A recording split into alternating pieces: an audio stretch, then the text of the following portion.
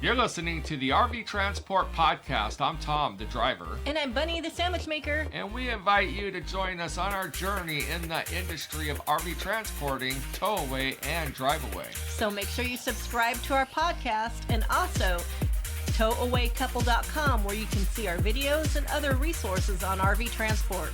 So enjoy the show. Welcome to the TowawayCouple Podcast. I'm Tom, the driver. I'm Bunny, the sandwich maker. And let's not forget about Bama, our mascot. Bama the mascot. So, we got lots to talk about today. We're going to have it in 3 segments. Right, so today it's going to be weather related. Yeah, so what do we got here? The first one we're going to talk about is preparing for winter. Okay. Since it's only, unfortunately, is right around the corner. And the second thing we're talking about? All of your wonderful interstates in the wintertime. And the last thing? Getting all your apps down. All right, so preparing for winter. The first thing I'm going to suggest is get your snow chains now. Yes, because they will sell out quick. Yeah, me and Bunny were all over the place, every single state, because we got a new truck. We had snow chains for the single rear wheel, but the dually we had not. And we were off of a dispatch, and winter was coming. Yes. And we were going to be required to have snow chains. So what do? We stop at every frickin' Walmart, tire shop, everything you could think of. It wasn't until somebody in another state told us, well, chains are illegal in our states, so therefore you can't buy them here. Right. I was going to say, we stopped in all the Walmarts and tire shops in 5 states. Yep. Even Bunny jumped ahead of me on that. I did. And believe it or not, they are even illegal in Indiana, so you can't buy them technically just anywhere in Indiana. Right. However, we will say True Value in Middlebury, Indiana. We were just in there the other day, and they have stocked up on snow chains. Yes. But they do run out. When we ended up buying our set was from True Value, and we bought the very last 2 sets of the year. Isn't it Ace Hardware? No. Is it Ace Hardware? It's Ace Hardware. I'm sorry, Ace Middlebury. Yes. I had to remember that. I'm like, that doesn't sound right. Well, we never go there. I know. We went there to buy our tire chains. Yeah, we actually called them, and they go, we got 2 sets, and they're like, where are you at? And we're like 4 hours away, and they're like, we'll hold them for you. Yeah, so that was really nice. And I've had a couple people offer to buy my chains, get this, at less than I paid for them. Are you kidding me? Now, the crazy thing with chains is most of your companies do not allow you to drive with them on. Correct. Because obviously for safety reasons for your truck and, well, for their trailer. So therefore you can't drive with them, but there are states that you have to have them in the wintertime regardless. Right. And the thing about it is you don't have to have them during the summer months. So we take them out of our truck to lighten the load. However, Colorado starts requiring them in September. Yes, and doesn't required, I believe, all the way through Memorial Day. Yeah, so we're not going to go in with all the states' requirements. You can Google that. Yes. After that last one, yes. I'm just kidding. You know what we'll do, though, is on TowawayCouple.com, we do have a resource page, and we will look it up. We'll look up all the states and see if they require them. And if they do, we'll put what states require them and as much information as we can, and then a link to their DOT page. And Tom and I kind of go by the adage, and I think most people do. If chains are required, you shouldn't be on the road anyways. Yeah, we're not big fans of black ice. Right. So chains are required. That's I the don't time know to who just. is a fan of black ice. That's just the time to go ahead and sit it down for a night. Right. Now, another thing you're going to want is staying prepared for winters. You're going to have to get some nice thick socks. Mm-hmm. And we do have, we have three pair of boots. We have our rubber boots for the rainy season. Yep. We have our regular boots, so when it's just a little bit slick or whatever, we don't want to break an ankle. And then we have snow boots. And you know what? Especially for the people that live in the South or on the West Coast, we're not used to buying boots. You don't have to buy them online. You don't have to spend a lot of money. We just went to Tractor Supply and got our snow boots for like $20 or something. Yeah, $25. They're comfortable. They're big. They're bulky. But you know what? You're not wearing them all the time. Right. You will want a pair of gloves, and I have a couple different beanies. I have just a regular beanie, but then I got the fur hat that goes over my ears. Yep. Mm-hmm. Because it does get down to freeze. Well, it does freeze. Yes, and a good Carhartt style jacket. They worked wonderful last year. Yes. Once again, we just bought ours at Tractor Supply and spent like $40 or $50 for them. Yeah, we didn't their get brand. Carhartt. We got their brand. Yeah. My only complaint was I couldn't find one in a female, and they didn't have it in pink. Oh, that's true. So, a couple things you may need in your toolbox. Did we cover everything? Yes, you covered all the cold weather gear. Yes. I mean, you might want goggles, because if it's sleeting and snowing and freezing, just because you're out hooking up a trailer, you might want a pair of goggles, just because sunglasses aren't going to stop it. All projections are pointing to a very cold and very snowy winter. Now, here's some of the tools that I've seen people needing, and I wish I had at one point.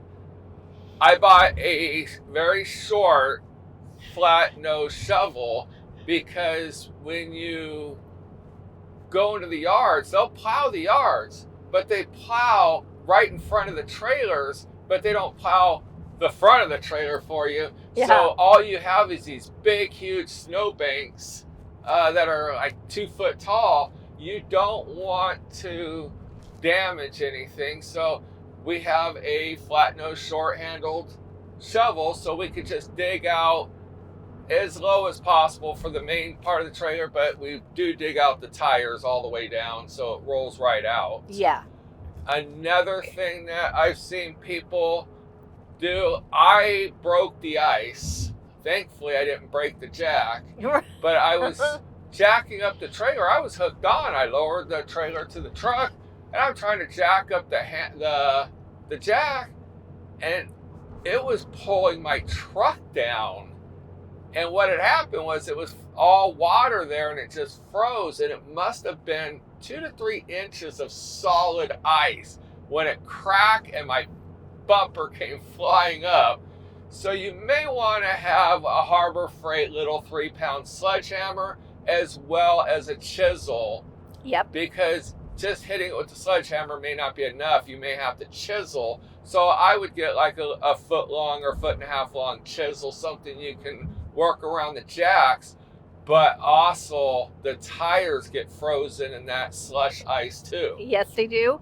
Another one that a lot of people use is a torch. They sometimes they need a torch because the brakes will be frozen. The brakes will be frozen, and the jacks will also be frozen up inside the tube. The tube. Yeah, absolutely. So they'll have a little propane torch or whatever. Propane torch. Yep. Just to heat it all up, maybe thaw it out a little bit. Let me see here. Your tow chain. What's that? You want a tow chain. No, a tow strap. A tow strap. Chains are so outdated. Yeah, sorry. But I have a really good, thick, long, sounds very perverted, yeah. tow strap. and it's probably like 32 or 35 foot long, but it's one of the biggest, widest ones I could find at Tractor Supply store. It was, when I bought it, was like $65, and I think they're now 75. But it rolls up, I zip tie it, and it sits in my toolbox quietly in the corner. Right. Now, the reason why we mention that is there are a lot of companies out there that have really, really nice yards, and chances of you using it wouldn't, it's kind of slim. But there are yards out there that are just nothing but big mud pits. Well, and yeah, our frozen pits. And people were getting stuck left and right. Now, we were seeing people, even in the more maintained yards, just spinning on the black ice. So that's where a tow strap would come in handy, is once you hook onto the trailer, get a tow strap far enough out, and then somebody can hook onto that more in a grippier area. Oh, exactly, because there's yings and there's yangs to every yard. Yeah, and a lot of people, this is just our opinion. A lot of people ask, are four-wheel drives required?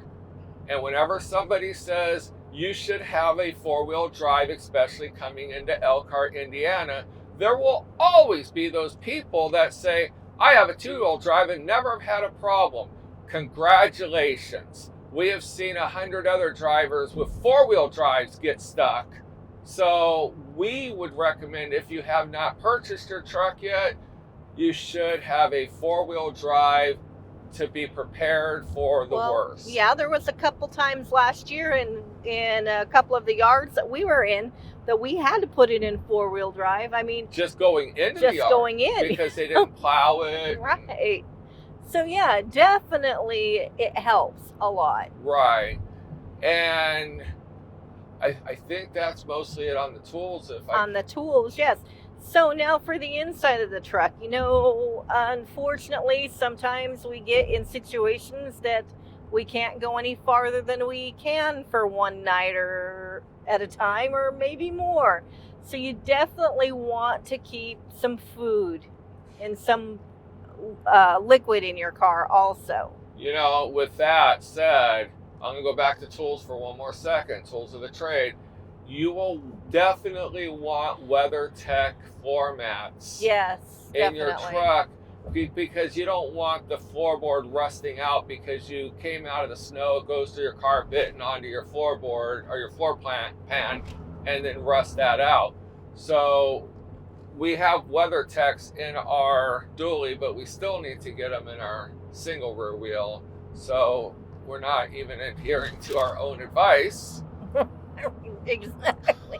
So that, going back to food, you definitely want to keep some food in there that you could eat on the fly. A lot of people travel with like a little propane barbecue. Right. And they have the plug-in little refrigerator ice chests with them. There's little things that little soup dispensers that you can plug in to keep something warm. But for the least amount, a couple cans of SpaghettiOs. Right, or something. Tomato soup is always. Well, no, I'm thinking if you were stuck on the side of the road and you something of substance like raviolis. Something that even chili. I would have a case of chili. Yeah. I can always eat chili. Okay, but what if you can't heat it up? Are you going to eat chili if you can't heat it up? That's true. I'd eat SpaghettiOs cold. I'll eat SpaghettiOs cold. I'll eat raviolis but cold. But not chili because it has all the grease in it. Yeah. Yeah, so you're right. Definitely you want to keep some canned foods that you can eat if it's cold and you can't heat it up. Granola bars. And make sure you keep plenty of water. Plenty of water, but not in the bed of your truck where it'll freeze. Right. Have some in the cab of your truck. And definitely a very, very warm blanket or a below zero sleeping bag. Yeah, you definitely want blankets and everything. One thing that they have, those little heater things that you pop them like at Walmart in the camping supply. Yeah. You can throw those in your glove box and put those in your pockets. That'll keep you a little bit warm. two important things you're going to want to keep in your truck, because inevitably, if there is black ice, you are going to be stuck in miles and miles and miles of traffic that isn't going anywhere. Always make sure you have more fuel than you need. If you have to stop and top off every now and then, go ahead and do that, because we know of a couple and they got stuck for 4 days thankfully they're in a rest area, so they at least had a bathroom. Right. But they were stuck 4 days in a rest area, and they went through all their food supply and they ran out of fuel. And we also know somebody that was broke down in, I think it was negative 12-degree weather, and it was the alternator, so they couldn't even keep their truck running to stay warm. Right. So a piece of advice, just keep a roll of toilet paper in your truck.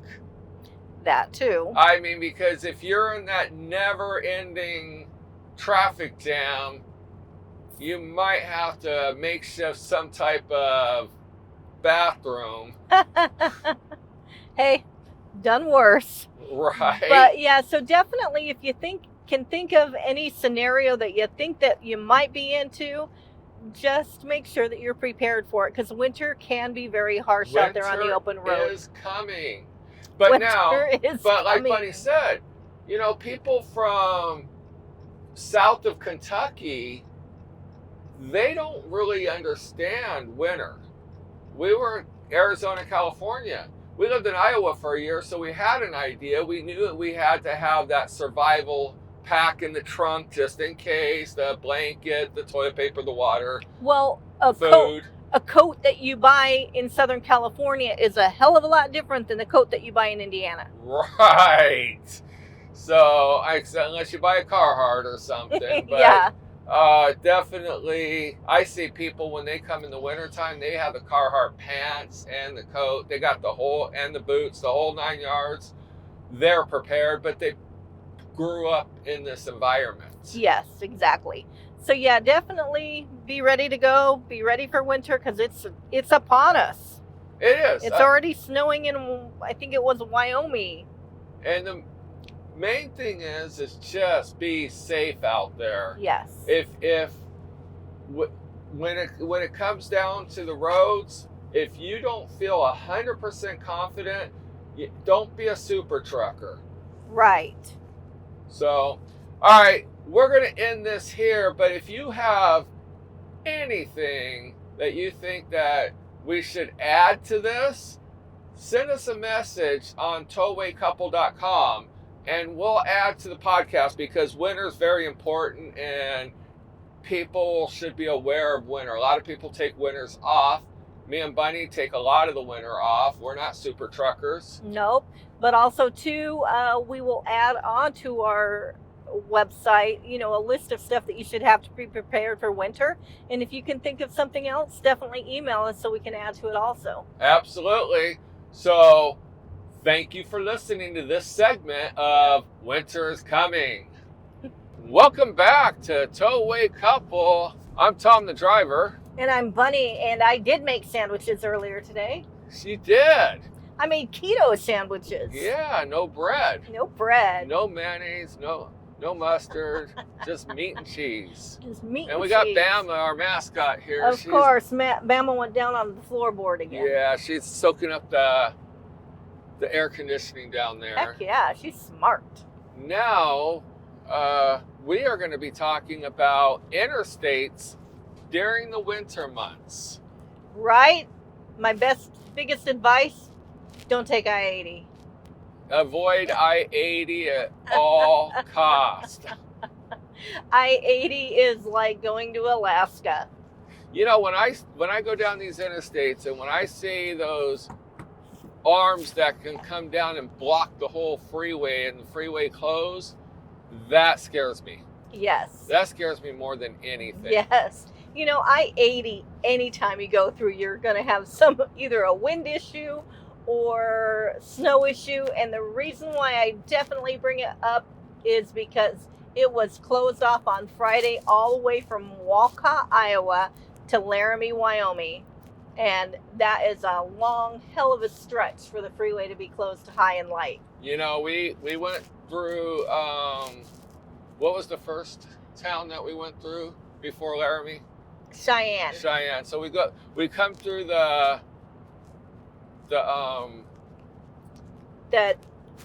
port way of entry. station. The port of entry. Point of, yeah, whatever. Port of entry. Port We of come entry. through the port of entry, and they say, you better grab a hotel. They're going to close the freeways. Now, this wasn't winter. It was the start of winter, but Yes. it was windy. Yes. We're talking 70-mile-an-hour winds. And so we go grab a hotel, and then we were in the hotel 2 nights, right? Yes. Okay, so we were stuck there for 2 nights. And then we get going, we get to Laramie, and they shut the freeway down again. And all these transporters are sitting in Hardee's in Laramie. And all of a sudden, rumor has it, freeway's open. Yeah. So And all everybody these jumps out and go. transporters go right into their trucks. It's a drag race. And they get on the freeway. We get on the freeway, and we get, I don't know, so far up, and we see freeway closed ahead. And we thought, oh my God. Plus the fact that I was getting pushed around so bad. Oh yeah, the winds were really, really, really bad. Yeah, I'm like, babe, and I had a big 36-foot Class C, and I'm like, if I'm getting pushed around in this, we should not be driving. So we get off of an off ramp, and we go hunker down at a city building. And it was pretty late at night. And this couple comes up, and they want to check on us. And we said, no, we're just kind of hunkering down for the night, waiting for the freeways to reopen. And they say, it's supposed to snow at 5 in the morning. He goes, you can stay here. He goes, but I need you to clear away from at least the enter and the exits. Bay door. He goes, because we're going to be coming in here for the plows. Yeah, they were told they had to start plowing it, get the plows out and salting and getting ready at 4 in the morning. And I'm over there like, oh, this is going to be a killer. And then he says, but if you go down this road, it's like, what, 100 miles? 60 miles? It was a long flipping road. The initial road was 35 or 40 miles. And then we turned left and went along the side of the mountain for over 100 miles. Right. And so what it did was we got off the 80. We were only like a mile off the 80. So he goes, all the winds go over the mountains and don't touch the road. And sure enough, we did it, and the winds went right over our RVs. We didn't even know that there were winds at all. A lot of elk. And we probably shouldn't have been on that road because the first company we were with, you had to be on their route. And if you broke down off of their route, you were responsible for the tow, everything. But if you're on their route, they would be responsible for the towing and stuff like that. So we didn't really think about it too much until we got about 40 miles in and made our left and realized we had another 60, 80, 100 miles to go down a 2-lane road and no cell service at all. No house in None, sight. no nothing. gas stations, nothing until we got back to the 80. But we made it. We made it. So, with that said, know your routes. That's the important thing, is knowing your routes. Yep. And we only brought that up because we didn't know our route. And basically, if you're on I-80 and it says closed to high and light, that means you cannot be on it. And it's a serious ticket if you get pulled over and get a ticket. It is a serious ticket. It's a worse ticket if you get blown over. Yeah, I heard that can be like a $10,000 They just fine. come and make sure you have a pulse, then hand you a ticket. Pretty much. Pretty much. Pretty much. As long as you're breathing, you're going to get a major fine. And I can almost guarantee that if it's closed to high and light and you blow over, you're not going to be leased anymore. I think your company's going to let you go right there on the spot. Yeah.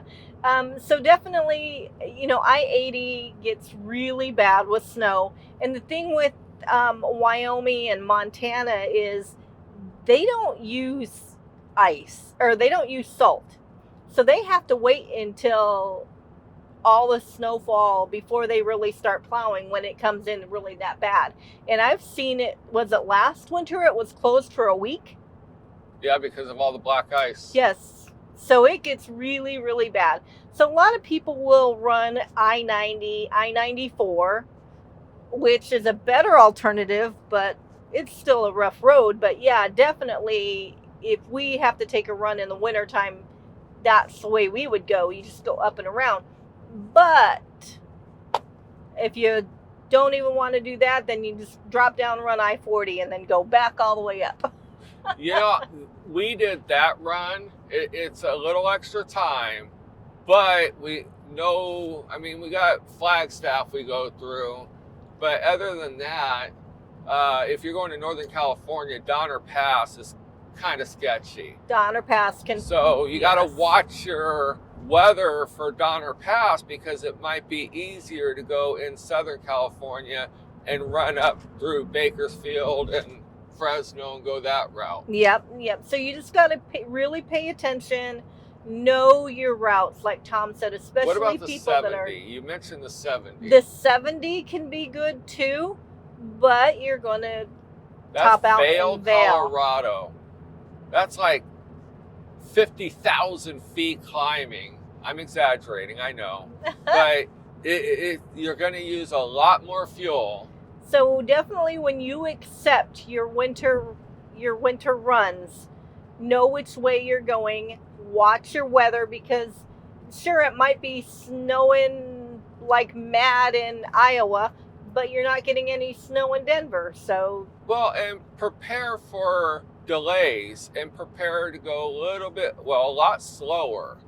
So if you normally do 65, you might want to bring it down to 50, 55 because that's a less of an impact on black ice than doing 65, 70. Well, even going through, we did a Southern California run last winter, and it was at the end of winter. And when we left Indiana, it was beautiful. We had, a little bit of snow on the ground. It wasn't bad. And then we tucked around down and through, I think it was Illinois, and it got really snowy. And the roads were horrendous. Well, let me just let everyone know here.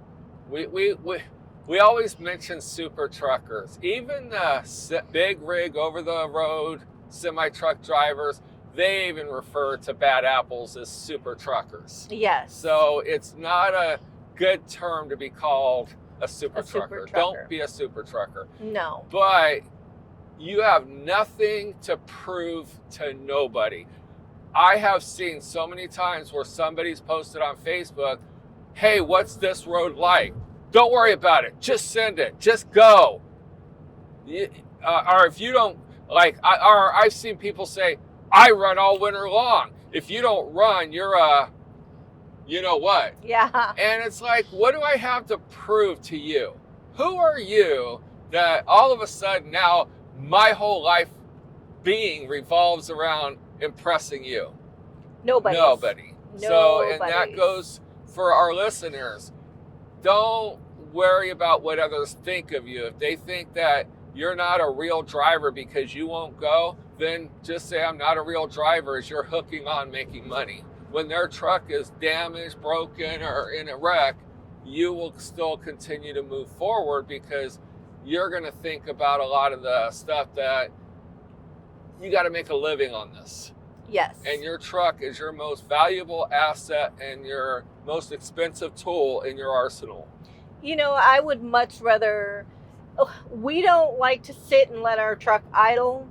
So therefore, if we know that weather is going to get bad or we're anticipating something down the road, we will get a hotel for the night and be comfortable and wait it out.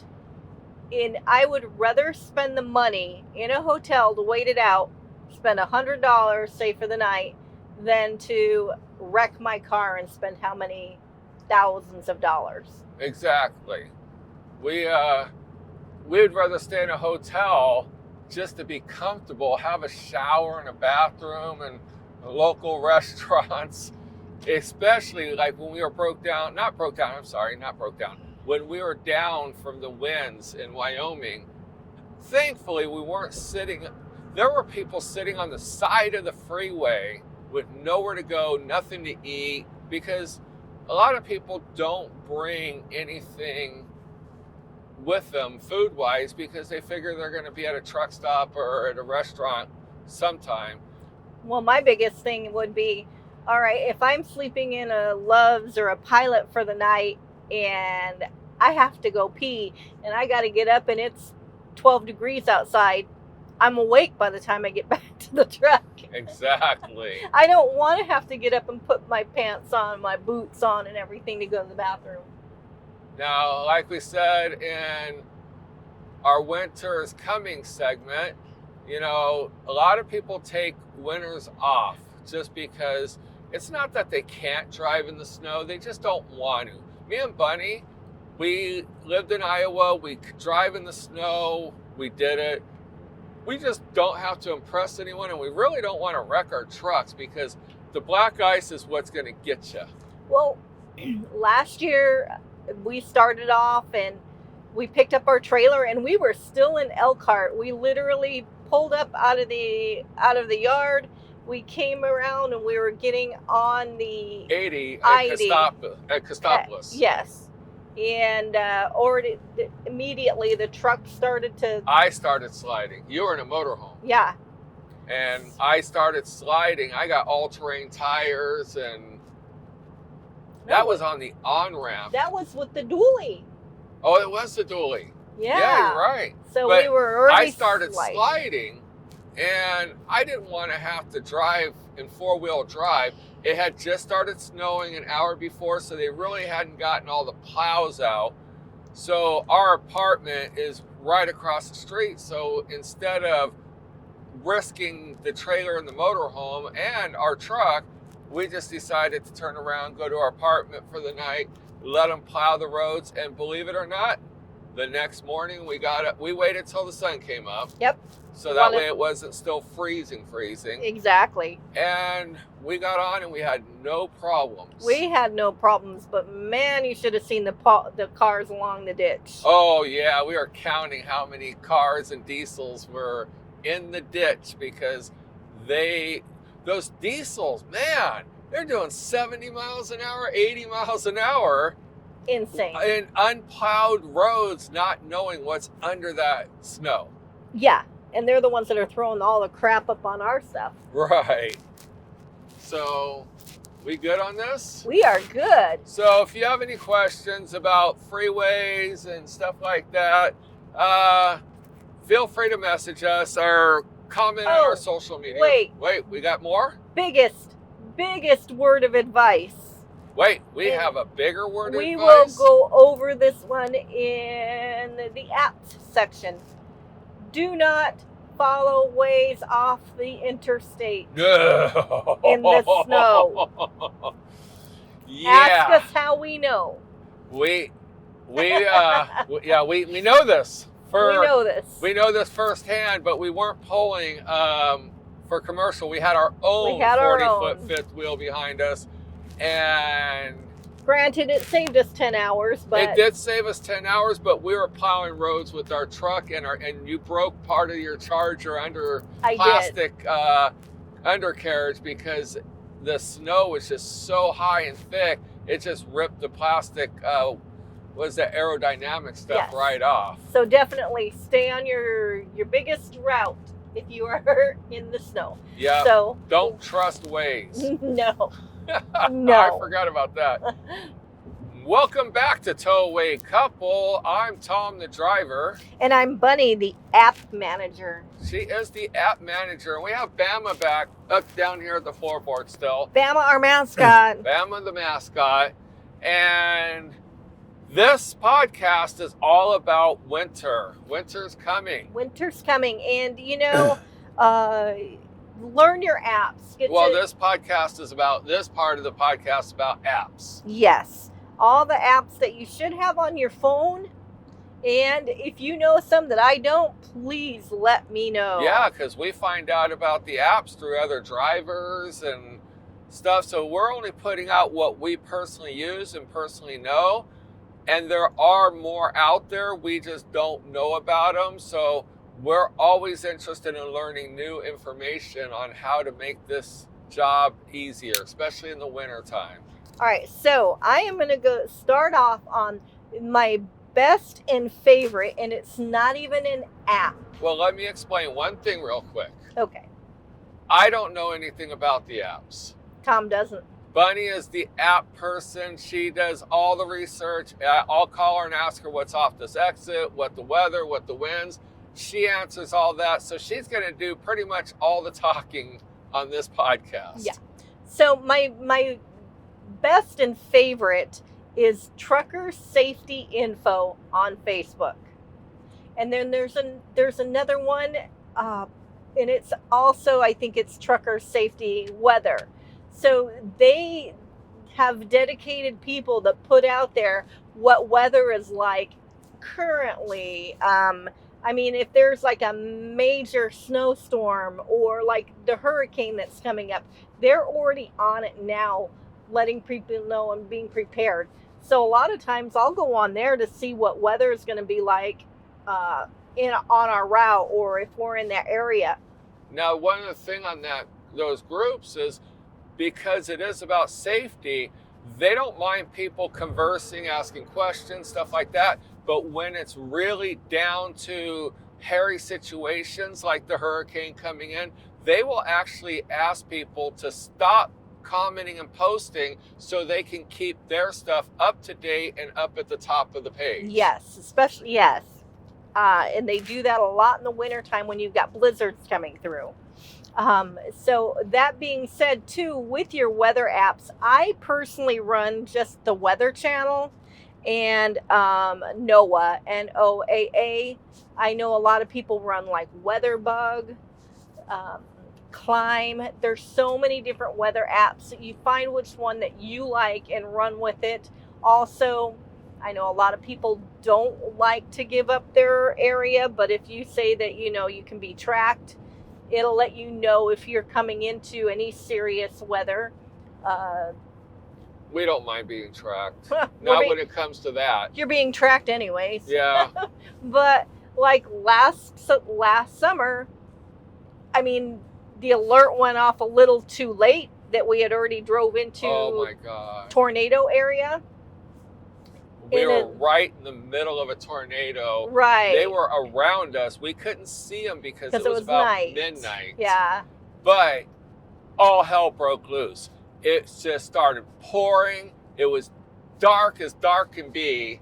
And we were down to 5 miles an hour on the freeway, just moving forward and just scared to death because it felt like we were going to be flipped over just sitting there. So rather than sit there, we just kind of coasted, trying to get to a hotel. And we luckily made it to the hotel. Yes, we did. Now, and going back to stuff like that, there's two really good ones that I run for wind, and one is Windy, WINDY. I run Windy, and I run Bunny's looking it up right now. She forgets that dead air. I do. I run Windy and I run Wind Compass. Now, Windy will let you know. I like that one because I can track as we're going and look and see what winds are going to be ahead of time and ahead of the area. I run Wind Compass while we're driving because I can just hit refresh and see what the wind speeds are, what the gusts are in that area, and it makes it a lot easier. But you also have to understand these are not updated every minute. So therefore, we went another one. When we were in that tornado, the wind speeds were only saying that they were 5 miles an hour. And they were until we hit it. Until we hit it. But even still then, as we're getting rocked and rolled, it's still only saying 5 miles an hour because the winds only update every so many So what you're Sometime. saying is, even if it says the winds are 5 miles an hour and you assume they're 105 miles an hour, go with your gut? Go with your gut. Exactly. Or 155 miles an hour? If you have to manhandle your steering wheel from the winds, you probably ought to pull over. Right. But you got to have a place to pull over. We didn't even have a shoulder to pull over We on. didn't. At one point, we finally just had to pull over on the freeway. We did, but there's no shoulder. There wasn't That's why we shoulder. continued forward. It was pretty sketchy. It was pretty scary there for us for a while. Right. So what's some other? I know one of your favorites is iExit. iExit. I absolutely love iExit. Somebody told you about that. They Along did. all these apps, somebody told us about. They did tell us about iExit. iExit is awesome, but you have to be on a major interstate. And it's super easy. You just go on there and it says, show me on I-75 South. And you can see what's coming up. Guess where we're at right now? So it'll show you what exits are coming up and what food is there, what gas stations are there. It'll show you rest areas, way stations, hotels. It won't always tell you if there's going to be a truck stop. Does it show you way stations? Yes. Oh, wow. But that like would I be said, useful information. 90% of the time, it's not going to tell you if there's a Loves or a Pilot. So maybe they don't pay. Yeah, no, maybe. But yeah, you're right. Because a lot of times we're seeing where a truck stop is. Bunny's pretty good at saying, oh, this exit has McDonald's, so there's probably going to be a Pilot, or this one has a Hardee's, so it's probably going to be Loves. Yeah. So, but they'll put the restaurants, but they won't put the truck stops on a lot of them. Yeah. So I definitely use iExit. The other one that I also use now a lot, and for you that are traveling with little fur friends, Fido. Bring Fido. Bring Fido app. The Bring Fido app is amazing. It lets Somebody you know. just told you that one too. They did. It lets you know, you put in the city of where you're going, and it will let you know which hotels are pet friendly, which restaurants are pet friendly. If it's inside the restaurant or on the patio. Mm-hmm. So yes, I definitely use that one all the time. But we talked about this one in the other segment. We run ways.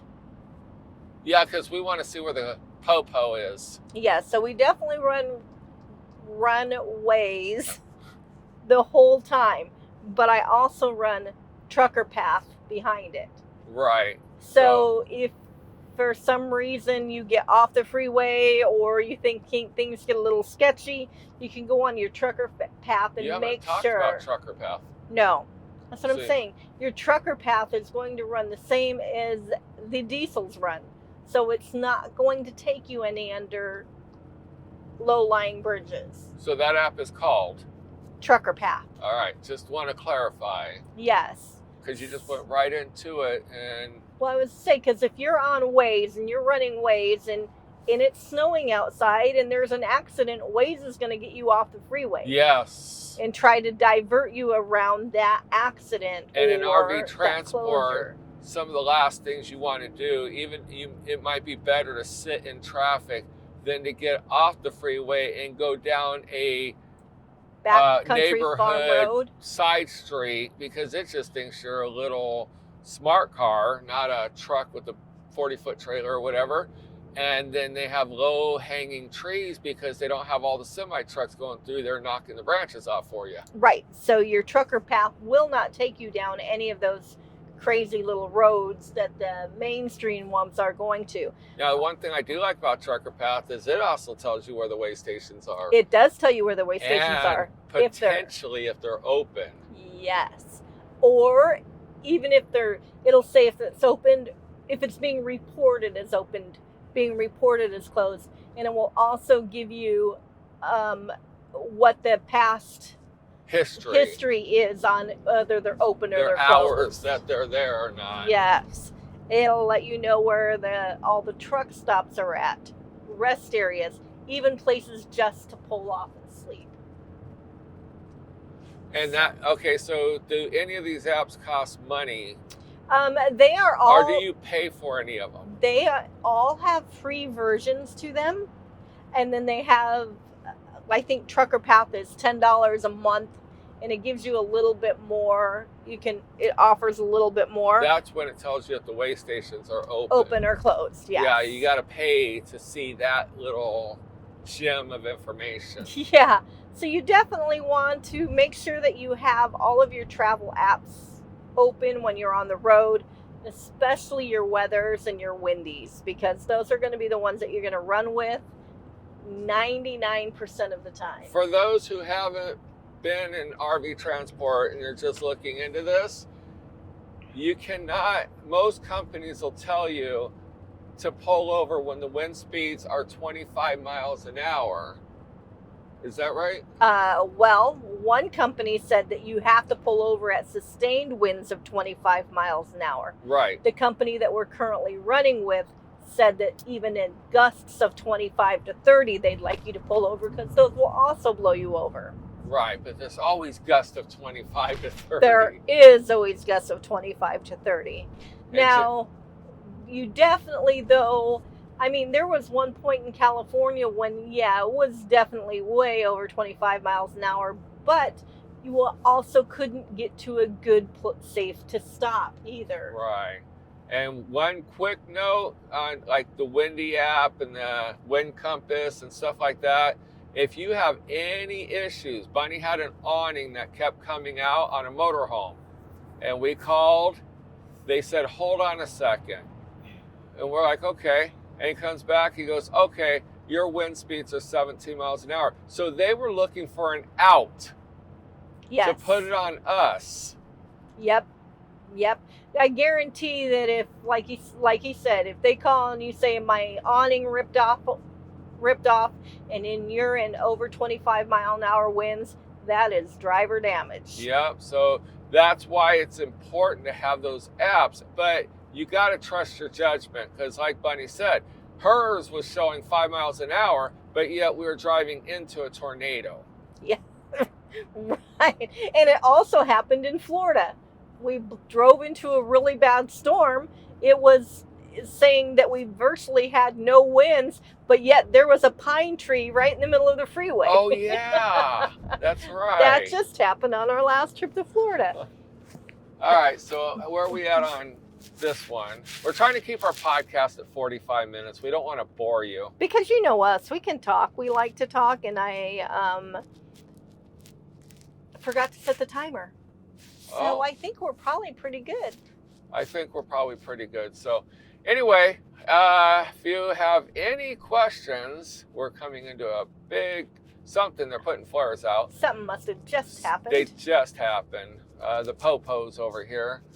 But if you have any comments, any suggestions for podcasts and stuff like that, our YouTube videos, definitely let us know. Check out all of our social media. You can find us on Facebook, Twitter, Instagram. Just search TowawayCouple, all one word. Follow us on YouTube, TowawayCouple, and subscribe. We put out a lot of small, short, 8 to 10 minute videos, but they end up being 12 to 15 minutes.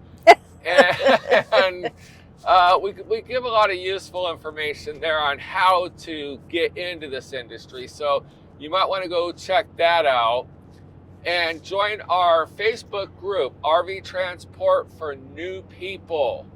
It's a good group. There's a lot of experienced drivers in there that offer a wealth of opinions, as well as we offer our opinions. But a lot of new people ask questions, and it makes it fun to see all the exciting stuff coming up. Also, people post pictures of their pickups and deliveries, as well as their travels around the country. Yes, and you can see pictures of Bama, our mascot. Oh, yeah. Yeah, we put pictures of Bama on all of our social media. So, all right. Well, until next podcast. We'll see you down the road. We'll see you down the road.